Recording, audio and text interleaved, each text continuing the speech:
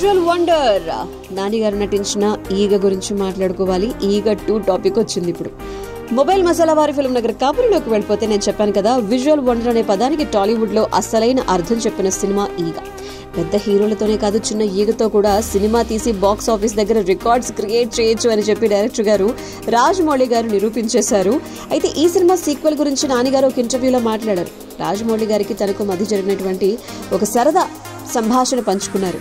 నేను విజేంద్ర ప్రసాద్ సార్ని ఎప్పుడూ కూడా ఈగ సీక్వెల్ గురించి అడగలేదు, కానీ రాజమౌళి గారితో దీని గురించి సరదాగా చర్చించాను. ఈగ 2 చేస్తానన్నారు కదా, ఇది ఎప్పుడు మొదలు పెడదాం అని అడిగాను. అప్పుడు దానికైనా, మేము ఈగ 2 చేసినా నీతో అవసరం లేదు, ఈగుంటే చాలు, అదే సీక్వెల్లో తిరిగి వస్తుంది అని చెప్పారు. ఈగ సినిమా చేయాలనే ఆలోచన రావటమే చాలా గొప్ప విషయం. రాజమౌళి ధైర్యానికి మెచ్చుకోవాల్సిందే.